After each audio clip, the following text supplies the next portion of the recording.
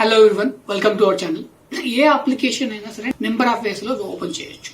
So అలాగే MS word ని కూడా మనం ఎన్ని వేస్ లో ఓపెన్ చేయొచ్చు. ఫస్ట్ విండోస్ యొక్క సెర్చ్ బార్. విండోస్ కూడా మనకి ఇంటర్ఫేస్ అనేది ఉంటుంది. ఇప్పుడు మనం ఏదైతే చూస్తున్నామో ఇది మన డెస్క్టాప్ యొక్క ఇంటర్ఫేస్. సో నేను వాడుతున్న విండోస్ ఏదైతే ఉందో విండోస్ 10 వాడుతున్నాను నేను. దానికి సంబంధించిన ఇంటర్ఫేస్. దీంట్లో మనకి విండోస్ కి సెర్చ్ బార్ ఎక్కడ ఉంటుంది అంటే ఇక్కడ. So type here to search అని ఉంది కదా, దీన్ని మనము విండోస్ యొక్క సెర్చ్ బార్ అంటాం. సో వర్డ్ ఓపెన్ చేయడానికి దీంట్లో మనము వర్డ్ అని టైప్ చేసి ఎంటర్ కొడితే చాలు.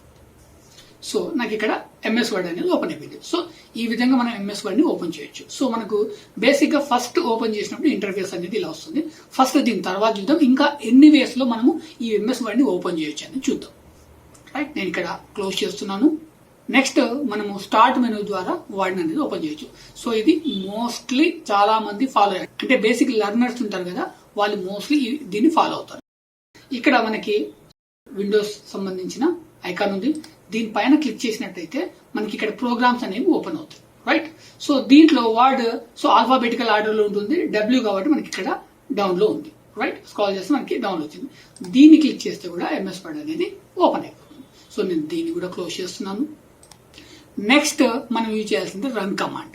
ఈ రన్ కమాండ్ అనేది ఎక్కడ ఉంటుంది? సేమ్ మనం ఇంతకుముందు సెర్చ్ బార్ లో రన్ అని టైప్ చేస్తే కూడా మనకి ఇది వస్తుంది. లేదా కంప్యూటర్ షార్ట్ కట్ కి విండోస్ ఆర్, ఓకే, ఇక్కడ టైప్ చేసినా కానీ మనకి రన్ వస్తుంది. అయితే ఇక్కడ మనం ఒక పాయింట్ ఏం గుర్తుపెట్టుకోవాలంటే, మనం ఇంతకుముందు సెర్చ్ బార్ లో వర్డ్ అని టైప్ చేస్తే వచ్చేసింది. సో ఇక్కడ రన్ కమాండ్ లో అట్లా కాదు, విన్ వర్డ్ రైట్, అప్పుడు మనకి ఎంఎస్ వర్డ్ అనేది ఓపెన్ అవుతుంది. సో నేను దీన్ని కూడా క్లోజ్ చేస్తున్నాను. నెక్స్ట్ మనకి ఏ ప్రోగ్రామ్, మనకి ఇప్పుడు విండోస్ లో ఏ ప్రోగ్రామ్ ఇన్స్టాల్ చేసినా గానీ మనం ఇన్స్టాల్ చేస్తున్నప్పుడు ఒక ఆప్షన్ అడుగుతుంది. సో దానికి సంబంధించిన షార్ట్ కట్ కి డెస్క్టాప్ పైన ఉంచాలా అని. సో మనకు కనిపించే డిస్ప్లే ఏదైతే ఉందో దీన్ని మనము డెస్క్టాప్ అంటున్నాం. నాకు ఇక్కడ చూడండి VLC ప్లేయర్ ఉంది. సో ఇవి తప్ప నాకు ప్రోటోన్ ఇవి తప్ప వేరే ఇంకేం లేవు ఇక్కడ. సో నేను ఇక్కడ డిలీట్, అంటే నాకు డెస్క్టాప్ క్లియర్ గా క్లీన్ గా ఉండాలని చెప్పేసి నేను డిలీట్ చేసా. షార్ట్ కట్స్ అని కూడా డిలీట్ చేసా. యాక్చువల్ గా మనం ఏదైనా అప్లికేషన్ ఇన్స్టాల్ చేస్తున్నప్పుడు అది ఒక ఆప్షన్ అయితే ఉంటుంది, డెస్క్టాప్ పైన దానికి సంబంధించిన షార్ట్ కట్ ఐకాన్ అనేది ఉండాలా అని చెప్పేసి. సో ఇక్కడ ఐకాన్ ఉంటే దానిపైన క్లిక్ చేస్తే ఆటోమేటిక్ ఓపెన్ అవుతుంది. నేనైతే ఇక్కడ ఎక్కువగా ఐకాన్స్ పెట్టుకోలేదు. ఉంటే దానిపైన ఇట్లా డబుల్ క్లిక్ చేస్తే ఇక్కడ VLC ప్లేయర్ ఉంది, దీన్ని డబుల్ క్లిక్ చేస్తే ఏమవుతుంది, అది ఓపెన్ అవుతుంది. రైట్, సో వాడు కూడా సేమ్ అలాగే ఓపెన్ అవుతుంది. అయితే ఇప్పుడు డెస్క్టాప్ పైన ఇక్కడ ఐకాన్స్ అనేవి డిఫాల్ట్ గా స్టోర్ అవుతాయి. నేను ఏం చేస్తానంటే this is called task bar. So మీకు చాలా మందికి తెలుసు. సో ఈ టాస్క్ బార్ పైన నేను ఇక్కడ ఏం చేశాను, కొన్ని ఐకాన్స్ ని పిన్ చేసి పెట్టా. ఓకే, అలాగే నేను ఇక్కడ ఎంఎస్ వర్డ్ ని కూడా పిన్ చేసి పెట్టా. రైట్, సో దీన్ని డబుల్ క్లిక్ చేస్తే కూడా ఓపెన్ అవుతుంది. సో నేను ఇప్పుడు ఓపెన్ చేశాను.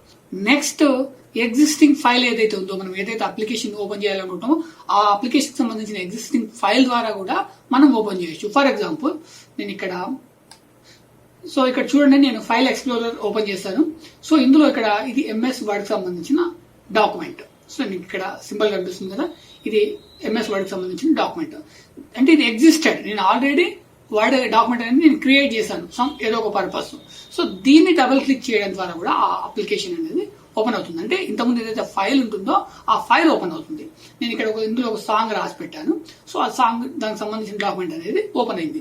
సో ఈ విధంగా ఎంఎస్ వర్డ్ అనే కాదు, ఏ అప్లికేషన్ అయినా నెంబర్ ఆఫ్ వేస్ లో మనము ఓపెన్ చేయొచ్చు. సో ఇది ఈ రోజు వీడియో. మీకు నచ్చితే కనుక లైక్ చేయండి, అదేవిధంగా సబ్స్క్రైబ్ చేయండి. అదే విధంగా మీకు అర్థం కాని టాపిక్ కానీ లేదా మీకు నచ్చిన టాపిక్ కానీ ఏదైనా ఉంటే కామెంట్ బాక్స్ లో పిన్ చేయడం మర్చిపోకండి. Thank you.